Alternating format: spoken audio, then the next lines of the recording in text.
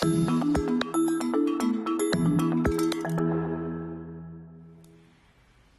I'm Yen, and I'm here with Simon. In the previous activity, we were saying that research is not just about reading a lot. However, reading is still such an important element of doing research. So this week, we asked our contributors about what they think of the points of doing a literature review and the values of a good literature review. Simon.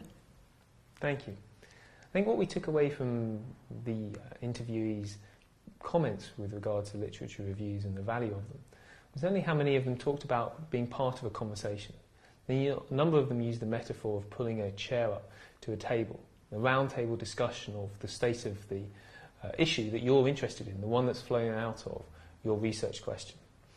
Listening to other people's point of view is one part of a literature review, and in that sense, understanding where the different people around the table and their point of view. But equally, what one needs to be mindful of to make a real contribution is your own question. And in this sense, the research question and the literature review are intimately related.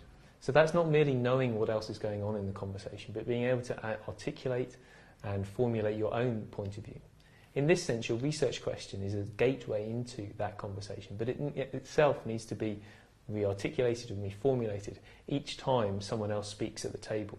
I mean, this can be a very dynamic environment, but equally, just being aware of those different lines of conversation is something that's important in understanding the literature.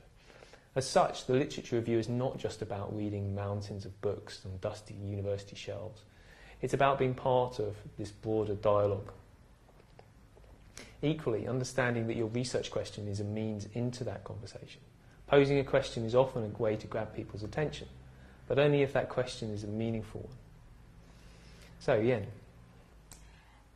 The metaphor of fancy dinner parties is something that I always turn to when I'm doing my literature review or when I'm helping students doing theirs.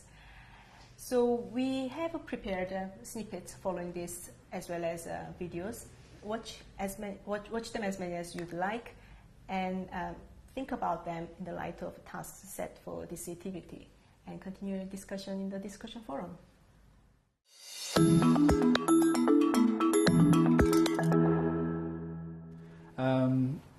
And it's taught me to be a lot more flexible in my literature review as I go along, as I'm doing more readings and analysing and sort of summarising what certain authors or scholars have said. So a literature review for me is the backstory and the setting for your story that you want to tell. And so you have to prove to the reader and also for yourself and your examiners that there is a gap. And you need to show where the gap is, and then you fill in a bit of the gap as your contribution. So it's the setting of the movie, if you will. From a practical point of view, for students undertaking dissertations or something like that, the research, the literature review also shows that you have researched your field with insight. So you know your stuff. You've read all the main authors in that area. You've looked at the key debates and the key ideas, and you can convince someone that you know about this issue. Understand the debates that you're going to be entering into,